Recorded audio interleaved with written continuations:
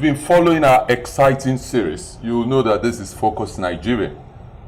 We've been talking about the purpose of Nigeria, and we've said quite a bit. We've traced the purpose of Nigeria from man who carried the cross behind Jesus, the Niger, Simeon the Niger. And we've traced it into the Yoruba people, we've traced it into the Hausa people, we've traced it into the Fulani people, we've traced it into various people, and today we're about to just trace it into what I call the Star of David. Praise God. The Star of David. So we've tried to show that the Yoruba people came into the covenant because of Nimrod. We've tried to show that the Fulani people came into the covenant of the milk and honey.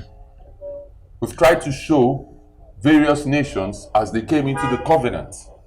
And today, we're going to show how the Star of David, because if the promised land does not have the Star of David, the promised land is always a collection of different people. Amen. But the promise was made to Abraham. Amen. So, there must be the Star of David. There must be the representation of the family of Abraham. And that's what we're about to talk about today. Praise God. I want to give glory to my Almighty Father, the King of Kings, the Lord of Lords, the Ancient of Days, the I Am that I am. Father, Lord, I ask for your divine revelation. I ask for your divine unction. I ask for your power to carry through this assignment. Help me, O Lord. Help me, O Lord. Speak through me, Lord. Help my infirmity, Lord. Forgive any sins, Lord, that human as frail as I may have, Lord. And just let your glory shine forth, Lord, through imperfect me, Lord. In Jesus' awesome name we pray. Amen. Praise you, the Lord. Hallelujah. Praise God.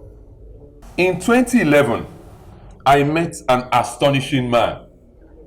He was an old man. He had been abandoned, and the newspaper carried the story of this old man who had been abandoned. His name was Taiwo Akinkumi. Taiwo Akinkumi. And because of the noise that the newspapers made about this old fellow, a lot of agencies began to gather together to try and rehabilitate him. He was the man who designed the Nigerian flag. He was the man who designed the Nigerian flag in 1960. Hallelujah. And as people were trying to get across to him, some agencies came, private individuals, they rebuilt his house, they painted his house in the green, white, green color, and they just tried to make the old man jolly. They just tried to bring some light into his life for having been the person that gave Nigeria a flag. Praise God. And in the middle of it, I also sent my little token, and but I sent them with a few questions. Praise God. So that I didn't know I could be using it today, but I sent my emissaries at that time with a few questions. And there was just one question I asked her to ask him. I said, please ask Taiwo Akinkumi for me. And I said, sir, you are being celebrated for designing the national flag. You are being celebrated for designing the national flag. And you sent this entry from the United Kingdom. There was a national competition, and you sent this entry, this design, all the way from the UK. You posted it. You were a student in the UK. You posted this design, and this design came first among all other designs. One question, sir.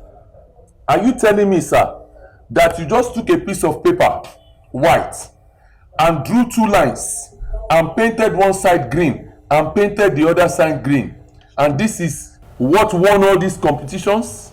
You know, the man was flabbergasted when the question was asked, and he was a little shocked. The person I sent said, Baba went a little quiet.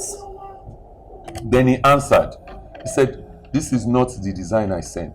So, of course, she pressed him because she had to answer to me. And she said, the man said, this is not the design I sent. Said, the design I sent, this is the background, green, white, and green.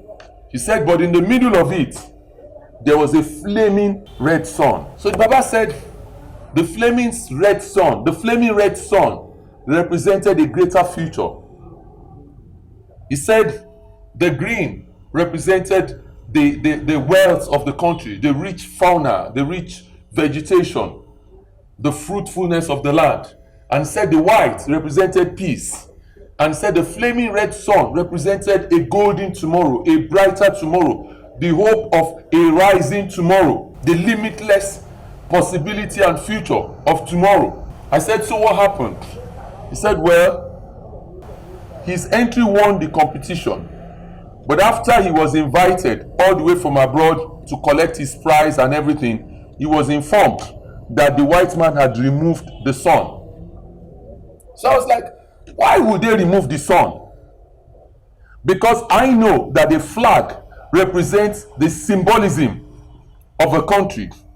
Why would the white man leave the green, the wealth, and leave doubtful peace, and then remove the hope and glory of the design and leave us with just the background? And for a couple of years, I was pained about it, until recently that I discovered something. Hallelujah. That was not Nigeria's first flag. Praise God. That was not Nigeria's first flag. And there had been so much confusion because of that first flag that the white people decided that it was better to have no symbol on it at all. Psalm 18 verse 43 says, "Thou hast delivered me from the strivings of the people, and thou hast made me the head of the heathen. A people whom I have not known shall serve me." Praise God. So the Psalms were written by David, all right, but they carried a higher symbolism. David wasn't always talking about himself. Sometimes he was speaking in the stead of God. Sometimes God was speaking through him. Amen. And said, "A people whom I have not known shall serve me." Hallelujah. So there seems to be a series of predictions all through the Bible that the promised land may not go to the people to whom it was promised. That the promised land could go to a people that did not know God at all. That God would contrive the promised land. That the promised land would come from Egypt. That the people would come from the land of Egypt into the land of the black man, into the land of the Canaanites, into the land of Ham, into the land of Cush. Amen. And that there God will foist his promised land. Hallelujah. So what happened? The Assyrians invaded Israel. Israel had divided into the northern and the southern kingdom. And 10 of the tribes went with the northern kingdom and left the southern kingdom of Judah. Praise God. Now, these 10 tribes were ransacked by the Assyrians in the 8th century BC. And the Assyrians, when they invaded them, they forced these 10 tribes into exile. Historians say that these tribes migrated westward towards Africa. Praise God. In 1907, the white men were on an expedition around a place called Aguleri. And there on the rock, they saw emblazoned in onyx the Star of David. It was unmistakable because the Star of David has space for the 12 tribes of Israel. And each tribe of Israel has its own distinct map, has its own distinct representation of the star. And this was unmistakably the representation of the Star of David belonging to God. Praise God. 1 Peter chapter 2 verse 9 says, "But you are a chosen generation." That's what I'm trying to tell you. Nigeria is a royal priesthood. We are a holy nation. We are a peculiar people. No two people are like Nigerians. That we should show forth the praises of him who has called us out of darkness into his marvelous light. Hallelujah. People have abused Nigerians. When some things are going on, you will see Nigerians clapping and praying. You say, what are they praying about? But I keep telling people, you said we should not pray, but all your science have not been able to save you from COVID. But Nigerians prayed and fasted, and today we are standing. The survival of Nigeria is not explainable by any scientific data. No matter how much we try to dispel or disparage the supernatural power of God in Nigeria, Nigeria's existence continues to be a miracle. And the reason is because right from day one, there is a sign that cannot be denied on Nigeria. There is a symbol that cannot be denied on Nigeria. Each one of the nations that have come to Nigeria have come to Nigeria with a message that the Christ is coming back. That was the message they were giving at their foundation. The Yorubas were told, the Hausas were told, the Fulanis were told, and now the Star of David has been found on the land. Hallelujah. But people didn't know. In Genesis chapter 30 verse 9, the Bible says, when Leah saw that she had left bearing. Now, there was a competition between Rachel and Leah. And Leah stopped having children. Rachel had just started having her own. Amen. Leah took her maid Zilpah and gave her to Jacob as wife. Genesis chapter 30 verse 10 says, and Zilpah, Leah's maid, gave birth to Jacob a son. She bare Jacob a son. 30 verse 11, and Leah said, a troop is coming. A military troop is coming. A soldier is coming. And she called his name Gad. The name Gad also means soldier. It means fortunate one. Hallelujah. So, when you check the list of the army of the Israelites, the children of Gad were the largest members of the army. And invariably, when the Assyrians attacked the northern kingdom, they fell away with them. Praise God. And people say that they were dispersed. But the Bible tells us that when Joseph was migrating, hallelujah, that when Joseph was migrating to Egypt, that he migrated with God himself. It is believed that the Igbo people descended from God, and that there is someone, a son of God, who is known as Eri. By the way, Eri is listed in the genealogy of God in the Bible. So the son of God, Eri, was the one who was sent from heaven to begin the civilization of the Igbos. Eri is the son of God, and God was one of the sons of Jacob from his maid Zilpah, as mentioned in the Bible. Folklore has it that Eri arrived in Egypt as a high priest during the reign of Joseph. When he foresaw the intending slavery of his people, he fled Egypt through the river Nile, crossed the river Benue, transversed across the river Niger, then settled near the conference. Amen. This is perhaps the reason why those who talk about the river Niger start to talk about the connection of the river Niger to the Nile. Not necessarily that the river Niger flows all the way to the Nile, but the fact that the power, the purpose of the Niger itself will flow down from the Nile into the Niger. Hallelujah. And it says that they settled near the confluence. Amen. So the place that is known as Aguleri today is near the confluence of the river Niger and the river Benue. There is in Anambra State, the great river there is known as Omambala. And that Omambala river, right, is the biggest tributary of the river Niger. And it's just a few kilometers from the river Niger is where you have the settlement of Aguleri. So he was able to recruit people to form that settlement, and that settlement became a free zone. It was manned almost on a communal basis. Leadership was almost like the closest thing you could get to democracy in that place. There was plenty of liberty. Newcomers were accepted. And Eri had a son there, and he called him Inri. So it's interesting. Eri settled at the bank of the river. They said he settled at the bank of the river, and there he made an altar of oinks at the confluence of Ezuna Omombala. You understand? So that is the confluence of the Ezu and Omambala rivers. Praise God. And that confluence of those two rivers, that's exactly where that cave is. The cave of Eri. It's still there till today. And if you go in there, you will find out that everything there is carved in stone. They still don't have the technology today that can carve that star the way it is carved there. It's carved there, and it is the unmistakable Star of David. So in 1907, when the British were traveling through the land of these savages, so to speak. They were shocked to enter into a cave and find a complete grotto dedicated to David. Hallelujah.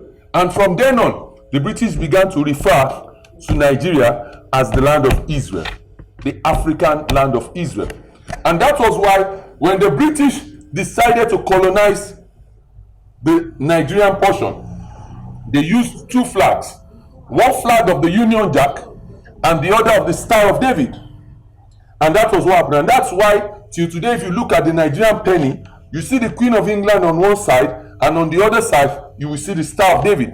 If you look at many schools, many of the community schools, government college, Umueli, Ugeli, and all of those government colleges, all those old government colleges, many of them equally have that star representing the Star of Israel. Amen. So, due to flooding, Eri moved upland where he erected something called Obu Uga. Now, Eri had the following children, according to them: Aguleri, Ata, Oba, Mary, Adambo. Praise God. And according to tradition, they claim that the second son of Eri, Ata, is the one who became the Ata of the Igalas. Now the third son of Eri, Oba, is the one who became the Oba of Benin. You understand? I'm not saying that the Benis agree or that the Igalas agree, but this is their tradition and this is what they believe. And they have, in addition to everybody else, they have the insignia, the historical evidence of what they are saying. So praise God. Amen. So now, if we link back all these facts, we begin to see that God carves out a piece of land. He goes and brings a river to identify the land. He brings the Fulani people to follow down that river to the same place. He brings the Yoruba people from Oduduwa, the people who were part of the people who created the Nimrod issue. He brings them down through Egypt. He comes now, he picks the people of David through the same Egypt. Each one of these people, he gives them a vision of the Son of God coming, a vision of God himself coming down to redeem man from death. And he brings all of them together. And as each person goes, each person forms his own religion of his own understanding of it. And God says, not to worry. I'm bringing all of you together to form the promised land. I'm taking you to the land that is flowing with milk and honey. So none of these people who claim to be Nigerians, none of us actually own Nigeria. We are all emigrants to the land. The land has been there, flowing with milk and honey. And all of us, whether you are Yoruba, whether you are Hausa, whether you are Igbo, whether you are wherever you're coming from, we are all migrants. And from what I've seen, all these migrants are basically migrants from the Middle East. Nobody is an aborigine of this land. So we are all coming to a land that God has prepared. And while we're here, we are all fighting and trying to take preeminence. And each person is talking of marginalization in something that is God that has provided. I want us to speak to ourselves as a nation. No one nation in this country is superior to the other. Every one of us need to sit down and have an understanding of what God is doing. Have an understanding of why God has provided the promised land. Have an understanding of why God has provided this land to be flowing with milk and honey. If you're a pastor, you need to know that all the prosperity messages you have been preaching, they are not for you to enrich yourself. They are not for you to buy yourself a mansion. They are not for you to build yourself a castle. They are for you to take the end time message to the world. They are for you to scream and shout that the end of the world is now. If you're a leader, you need to understand that God has placed the world's resources, the highest number of resources in the world, under you. It's for you to make an impact. It's for you to ensure that that death does not win. It's for you to ensure that death does not defeat sleep, that death does not defeat worry. That's what God has called you to do. Hallelujah. I just want to give glory to God. I want you to appreciate God that we are coming to the understanding of the purpose of Nigeria. Gradually, we're coming to the place of the confluence. We're coming to the reason why we have all been brought together. Stop deceiving yourself that you are superior. Stop deceiving yourself that you are going to overrun all the other nations, unless you can overrun God that brought you here. Stop thinking that you're superior. Stop thinking the Hausa man is something, or the Yoruba man is something, or the Igbo man is something. God wants us to unite together because God has brought us all together here for a purpose. Each one of us have a unique role to play in the path of the end time. When the end time will come, this country, Robo So Tarabos, is being reserved for the end time, for the fulfillment of the end time prophecy, for the carrying of the cross of Christ to the nations, for the carrying of the word of comfort to the nations. And that's why COVID will not kill us here. That's why nothing will kill us.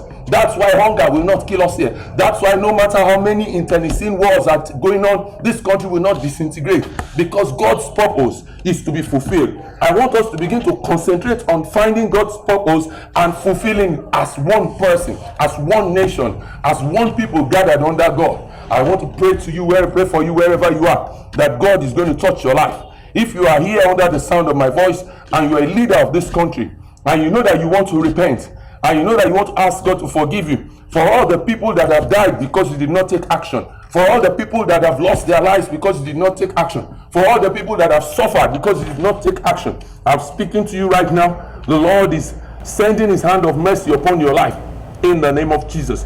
Wherever you may be, if you know that you have been the victim of anything, you have had reason to cry, you have had reason to lament, and you're beginning to feel, Lord, I need comfort, I'm sending the spirit of the comforter by the authority of Christ Jesus. I'm sending him to you. He has already promised you the comforter. Comfort you, my people, O Lord. Comfort the people, O Lord. Father, let your hand of comfort reach out to the people.